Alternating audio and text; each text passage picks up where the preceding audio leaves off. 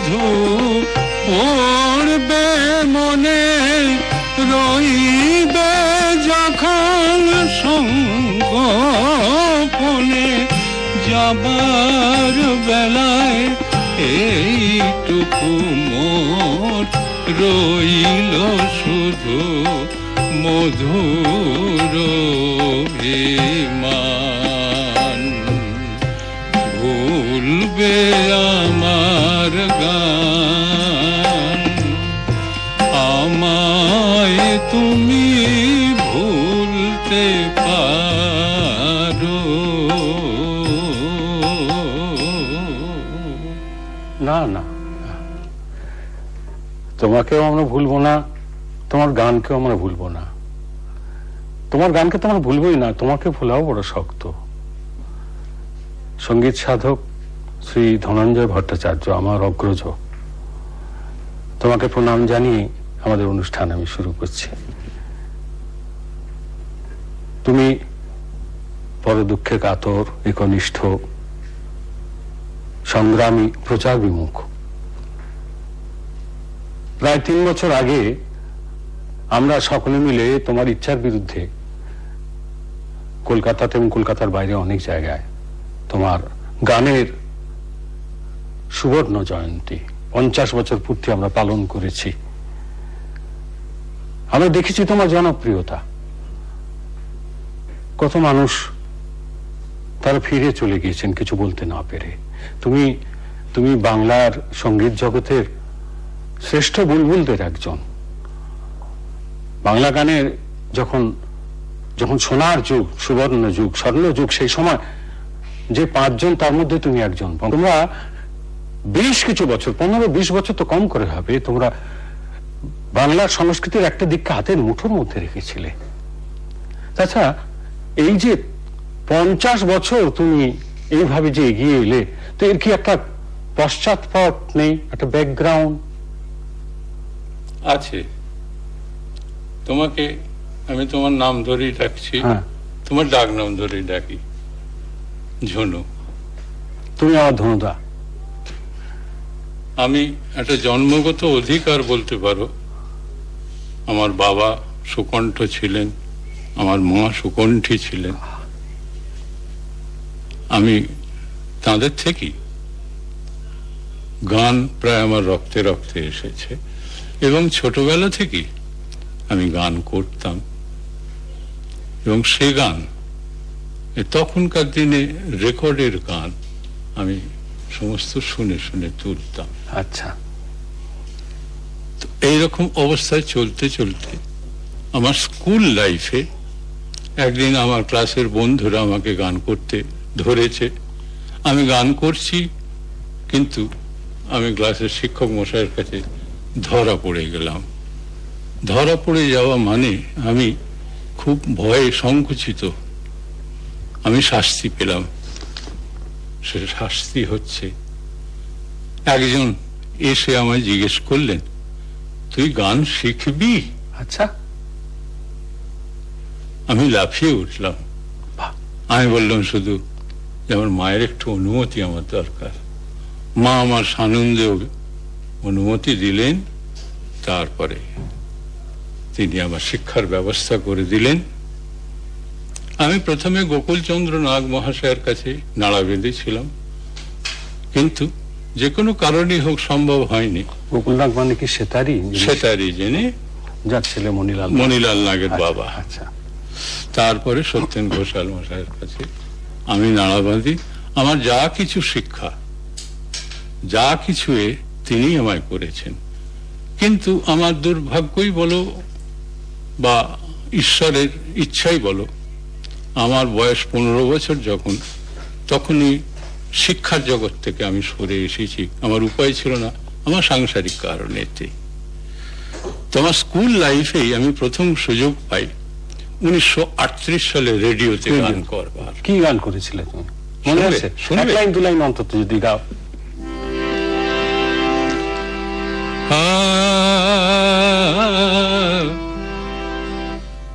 জোছনা রাতে কেন ডাকে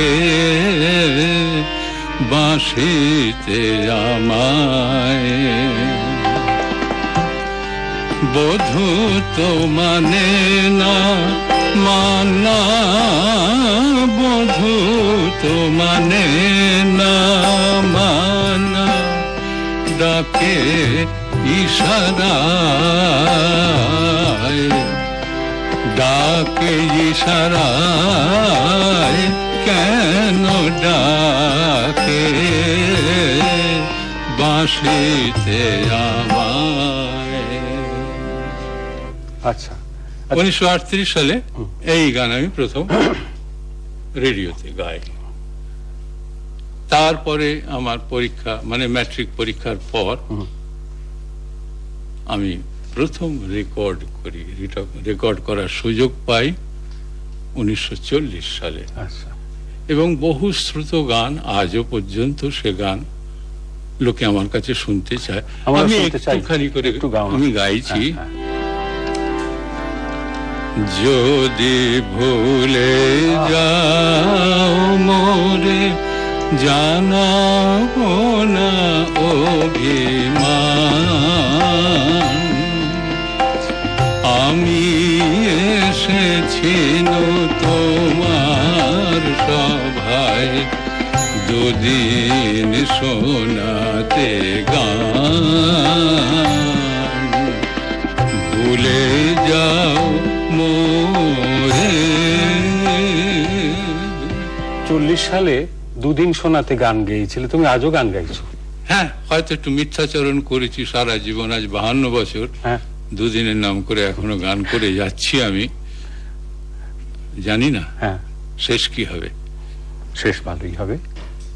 আচ্ছা, এই গানের পরে তুমি?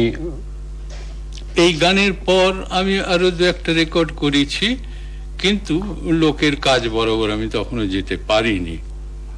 এর মধ্যে ছবিতে ডাক পড়েছিল, ছবিতে ডাক পড়েছিল। আমাদের কোম্পানির যিনি ম্যানেজিং ডিরেক্টর, সভাপতি, তিনি চেয়েছিলেন আমার কোম্পানির শিল্পী ছবিতে গান টান করুক। তো তিনি বলাতে হিমাংশু দত্ত সুরসাগর মশাই আমাকে তার ছবিতে নিয়েছিলেন। সে ছবির নাম ছিল জীবন সঙ্গী। তো তাইতে আমি গান করেছিলাম, কিন্তু সেটা টাইটেল সং ছিল শচীন দেব বর্মন, সুপ্রভা ঘোষ তখন তিনি, এবং আমি। স্বাভাবিকভাবে গান করেছিলাম ঠিকই, ছবির একটু অভিজ্ঞতা আমার হয়েছিল, কিন্তু লোকের কাছে আমি পৌঁছতে পারিনি। তারপরেও একটি ছবি আমি হিমাংশু দাস সুরে গেয়েছিলাম, পাপের পথে। আচ্ছা, সেটাও লোকের গোড়ায় পৌঁছতে পারিনি। এরপরে 1943 সাল মনে আছে, আজও আমার মনে আছে, আলেয়া ছবিতে যে গান করেছিলাম, সেই গান মানুষের মনে আমায় একটু পৌঁছে দিয়েছিল। শুনবে? হ্যাঁ নিশ্চয়ই। মাটির খেলা ঘরে, হ্যাঁ, মাটির খেলা ঘরে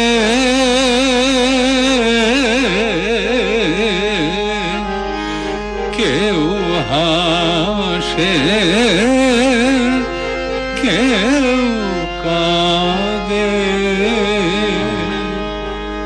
ভালোবাসা দিয়ে কেউ বালু চরে বাসা বাঁধে,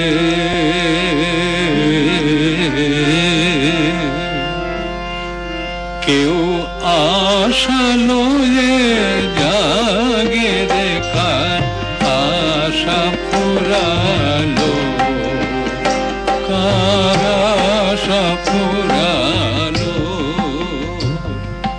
এই গান আমাকে বাংলাদেশের মানুষের মনে অনেকটা জায়গা দিল।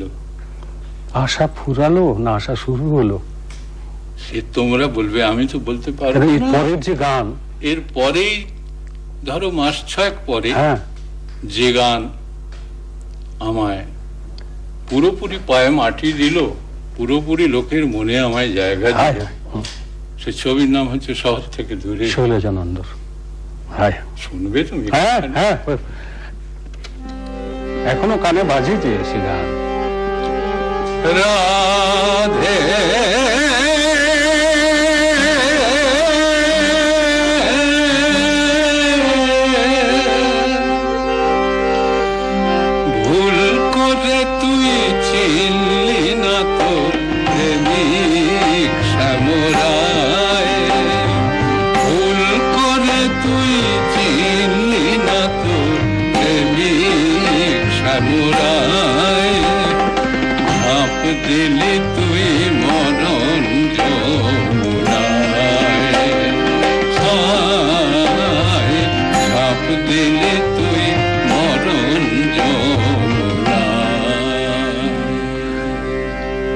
আচ্ছা, এরপর কি তোমাকে আর পেছনে ফিরে তাকাতে হয়েছে কখনো?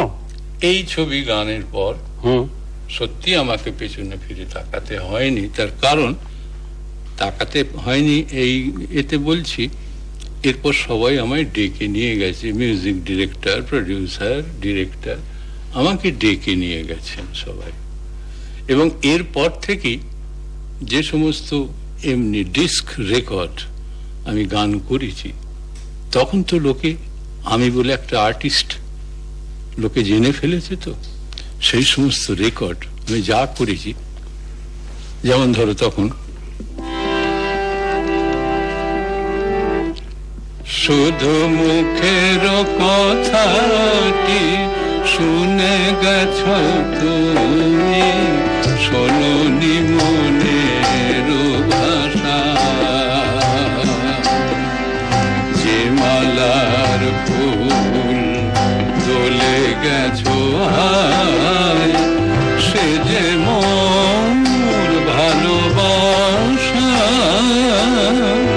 মুখের কথাটি শুনে গেছ তুমি, শোনোনি মনের ভাষা। এরকম আরো কিছু গান লোকের মনে মনে তখন ঘুরছে। এরই সঙ্গে আর একটা বিখ্যাত গান এই সময় হয়েছিল, আমি শোনাই তোমায়। মোর জীবনের দুটি রাতি, জীবনের দুটি রাতি,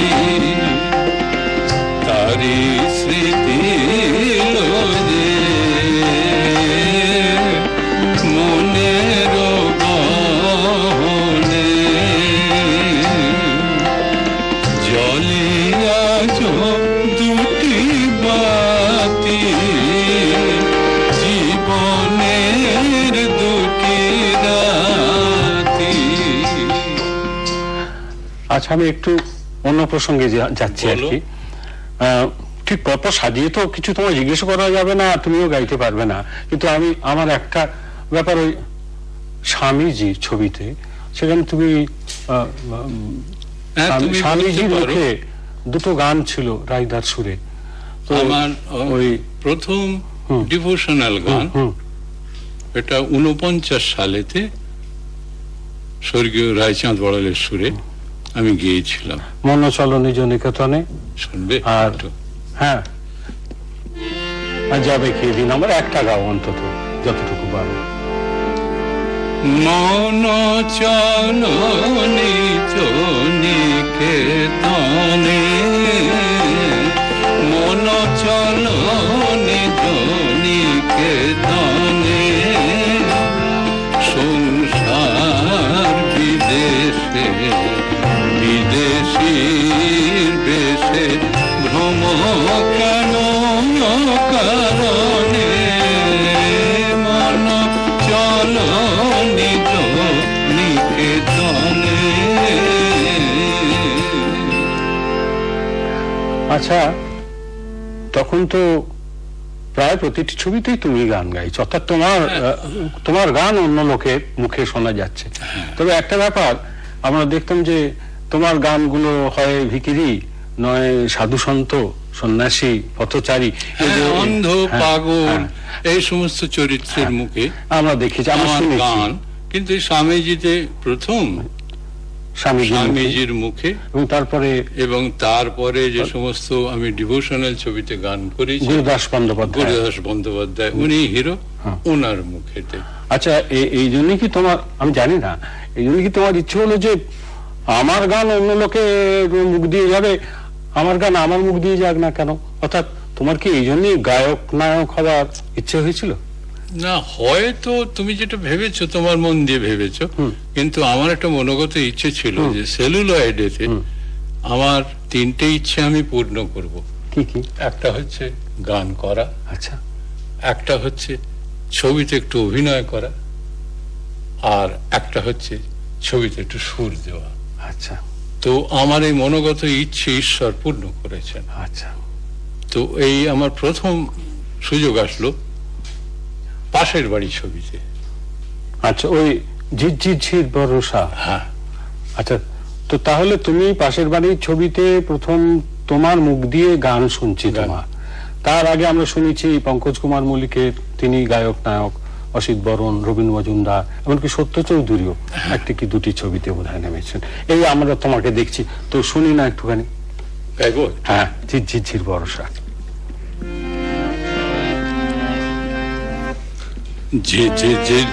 ঝিরে ভরসায়, হায় কি গো ভরসায় আমার ভাঙা ঘরে তুমি বিনে, শন শন শন শন বাহে হাওয়া, মিছে গান গাওয়া এমন দিনে।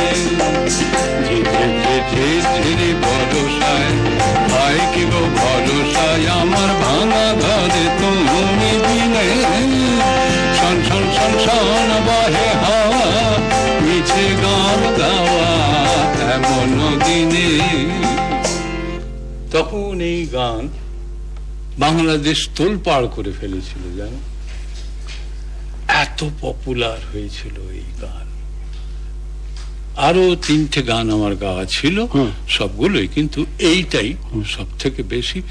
আজও পর্যন্ত যে কোনো আসরে গেলে আমায় গাইতে হয়। তো ওই সময় তো তুমি বেশ পরপর কয়েকটা ছবিতে নামলে, পাশের বাড়ি, শ্বশুর বাড়ি, লেডিস সিট, নববিধান, এরকম কয়েকটি ছবিতে তুমি নেমেছিলে, তাই তো? হ্যাঁ, সেগুলো গানের ব্যাপারে উল্লেখ্য কিছু নেই, ওগুলো আমার ওই মনের ইচ্ছেটা পূর্ণ হবার তাগিদে আমি করেছিল, ব্যাস, আমার শখ মিটে গেছিল। তারপরে এরপরে আমার আসলো ঢুলি ছবি, কিন্তু ছবিতে নেওয়া হয়নি। ঢুলি ছবির ওই সেই বিখ্যাত গান, ত্রিনয়নী দুর্গা, ত্রিনয়নী দুর্গা মা তোর রূপের সীমা পাই না খুঁজে, ত্রিনয়নী দুর্গা মা তোর রূপের সীমা পাই না খুঁজে, ত্রিনয়নী দুর্গা। এই গান করেছিলাম। তোমার অনেক কিছু আজকে আমরা জিজ্ঞেস করতে পারছি না। এরপরে ধরো আমার একটা ধরতে পারো রূপান্তর আসলো, সেটা হলো ভক্তিমূলক ছবিতে গান করা। আচ্ছা, রানী রাসমণি, রামপ্রসাদ, কমলাকান্ত, বামা খাপা ইত্যাদি ছবিতে। তা দুটো গান যদি করো। রানী রাসমণি, গয়া গঙ্গা প্রভাসাদি কাশী কান্তি পাচায়, কালী কালী কালী বলে অজপা যদি পুরায়, গয়া গঙ্গা প্রভাসাদি কাশী কান্তি বাঁচায়। আরো আছে রামপ্রসাদ, বামা খাপা ইত্যাদি। এবং তারপরেও অনেক আধুনিক গান আমি করেছি, অন্য সুরকারের, গীতিকারের, হ্যাঁ, যেগুলো সাধারণ মানুষের মন পছন্দ গান হয়েছে।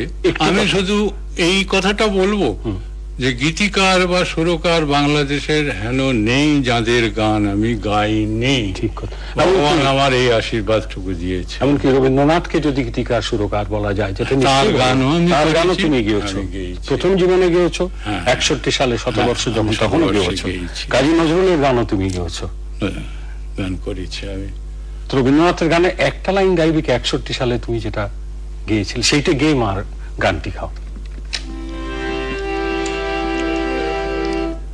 বিশ্ব যখন মগন গগন অন্ধকার, কে দেয় আমার বিনার তারে এমন ঝংকার,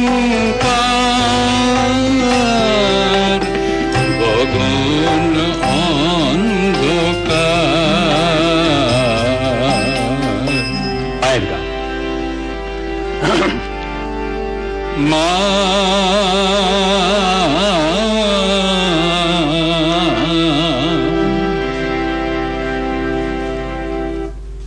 আমি কেন চরণ পেলাম না,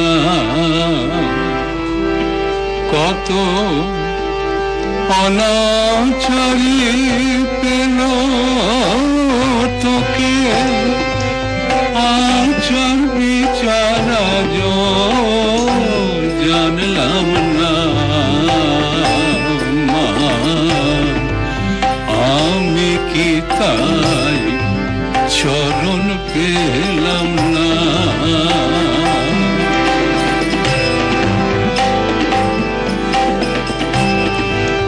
কালি কালি বলে তারা নাচল, তারা পাগল পারা।